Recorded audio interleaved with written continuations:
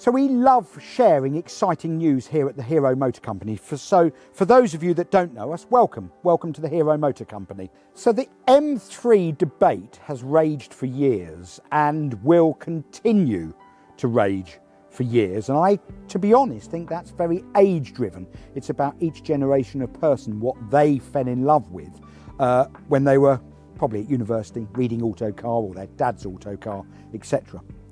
For me, 53-year-old, everybody that knows me well knows that absolutely the E30 M3 to me is the most historic and the most successful in competition, and for me the most loved M3 of them all. I'm very nostalgic towards those. But is it necessarily the best M3? Even I don't think that. And I do think possibly the E46 M3 for the UK is possibly the best M3. So what for me makes the E46 M3 maybe the best road M3 of all time? Well, it hasn't got a thrashy little 4-cylinder twin cam that the E30 had, and although I love that, but modern use, modern roads, a big 6 3.2 litre 24 valve twin cam with Vanos, there's no question it makes it a more relaxing driver. Obviously oodles of torque and bucket loads of horsepower as well. Size is a big driver as well. The E46 M3 is still from a generation where cars weren't too big, and for the UK, where we're driving on infrastructure that dates back to the 50s and the 60s on the whole, I find most modern cars, I've just driven the new M3 CS Touring, I mean it's absolutely huge. Size is important to me. It's a compact car still, and when you're in it, it feels small. From a driving point of view, it's modern enough. You wouldn't think anything about driving one of these to the south of France this afternoon and get there feeling very relaxed and comfortable, walk into a meeting with a client or something. It's utterly usable, but it is still old-fashioned enough to be exciting for someone like myself. So analog enough this car is, with its high level of usability. Despite being 20 years old, it is very modern to drive still, but it is old-fashioned enough to be an exciting thing to get into at the weekend that gives a contrast from probably the white good that you're driving during the week. Nice front-engined, rear-wheel drive, manual gearbox, standard limited slip differential. It's not too heavy, and then again back to that size thing. It's not too big. I just think the E46 M3 as a package that you can put your mum in, sheer drive it, take the kids to school, go down the shops and do a sub 9 minute lap of the Nürburgring in a road car. You don't get much more of an all-rounder than that. So we actually sourced this car on behalf of a great friend of ours, a customer, who said, Barney, I had one before, I want another E46 M3. What do we need to look out for? One of the big things now is corrosion. You know, most of these were just used as a daily car for the first 10 years of their life, and the dreaded salt and the British winters got to them. So the first thing is finding one that's rust-free and with all that right integrity. If he was in a BMW showroom today looking at cars, what would he want the E46 M3 to do for him? He's a very experienced race driver, been racing cars for many, many years, so that helped us because there's a real understanding of suspension and brakes there. He does driver tuition, so he's experienced enough to teach other people a bit of racecraft. And basically what he was looking for was an E46 M3 that, without losing that analogue charm, felt like it had fallen out of a BMW showroom today, that was utterly usable for road trips. You'd think nothing of driving up to Scotland and doing the NC 500, driving it to the Nürburgring or Spa. Road usable, but enhanced enough from a suspension and brake point of view that you can do laps of Silverstone, laps of Spa, laps of Nürburgring. But when discussing brakes with him, we could have gone different brake routes, Brembo, upgrading to F80 M3 brakes. But in this case, because it is going to do a bit of track work as well with someone who's pretty experienced behind the wheel, it was decided to go AP brakes front and rear.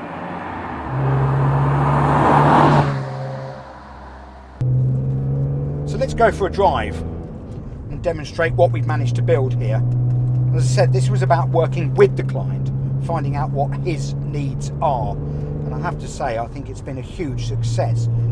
What we built here is a is a modern take on an E46 M3, retained utter usability, that lovely old school analogue feel, but just enhanced it for modern driving and a bit of track work. And as I said, to me, driving this now, today, it does feel as if this is the E46 M3 that BMW would build today.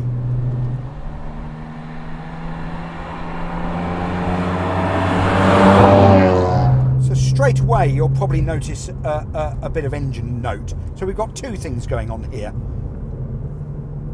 Carbon airbox under the bonnet, E46 M3 CSL carbon airbox. I'll be absolutely honest, yes, there's a bit of engine performance and breathing to be gained from that carbon airbox, but I'll be absolutely straight with you. It's about the sound as well. That induction noise when you put your foot down is addictive. It does sound superb.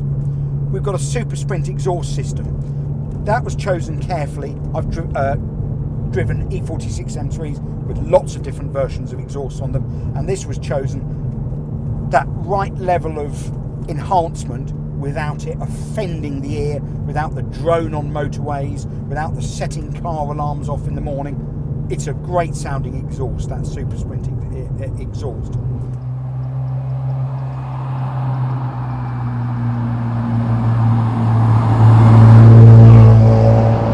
So we touched on brakes, AP brakes all round. I mean, absolutely fine for daily use on the road like this.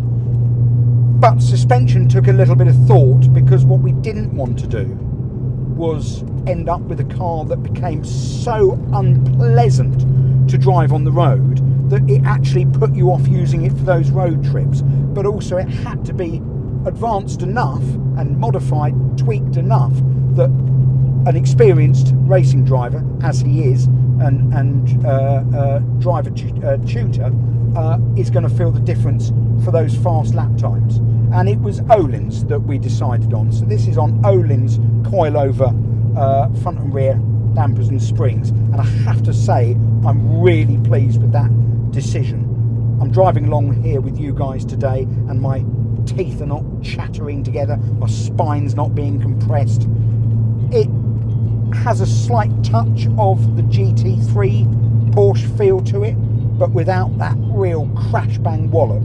And already the clients used it on circuits, Brands, Hatch I think the other day, and already come back and said, what a great experience. That was absolutely the right decision. So I don't know how it's going to translate, but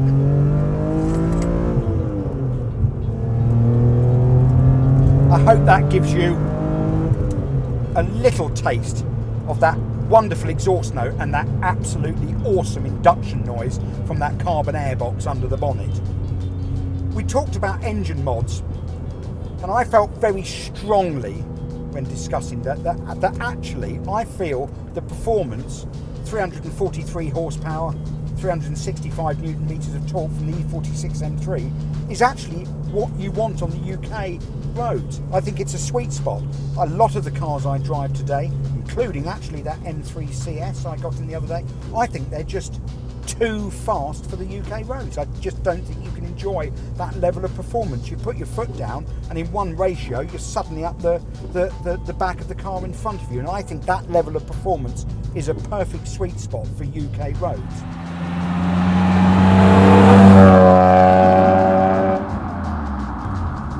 We did fit a short shift, and in absolute honesty again there, I think that's more of a feel thing. I don't want to be deluded and tell you that's going to make you change gear at 3 milliseconds quicker than you would have done. It just modernises the car slightly and gives that slightly more modern feel in the gear change, and a bit psychological, it makes you feel like you're in a racing car. I think for me, we've built a fantastic car here, a fantastic Jekyll and Hyde compromise for all occasions.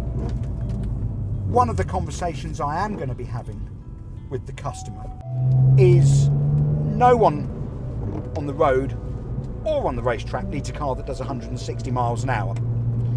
What you want is performance, and I will be discussing with the client about building a different diff and lowering that gearing. I think probably a 3.64 to 1 diff which will, that shorter final drive ratio will just give it a bit of extra punch out the corners. The Americans call short differentials the poor man's supercharger. Well, actually I've always liked that, and I think it's a very accurate description of it, because by shortening that final drive ratio, it just gives that extra punch out the corners. Now with the 364, that's not going to make this car a screamer on the motorway. You're not going to be sitting at 70 miles an hour on the motorway with the thing at 6,500 RPM, but it just lowers that gearing slightly and gives it that extra punch that makes it a little bit more exciting. And I think that's going to be my next conversation, and I actually think that will be the finish of this build, and I think we genuinely will have built a modern E46 M3 as BMW, as it would leave the BMW factory today. So have a plan, think about it carefully, think about your needs, how you're going to drive it, and I think you can build yourself something pretty special. I think this has been a great success.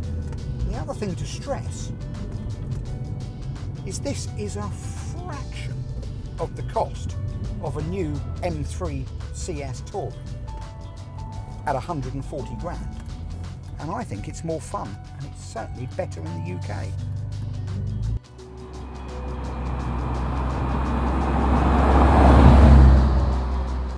Going back to that M3 debate,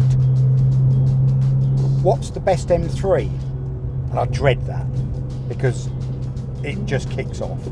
But actually, despite having some E30 M3s myself and a race E30 M3, is it the ultimate M3 despite that's where my love is? I don't think it is. I think this is. I think driving this is the absolute best all-round M3.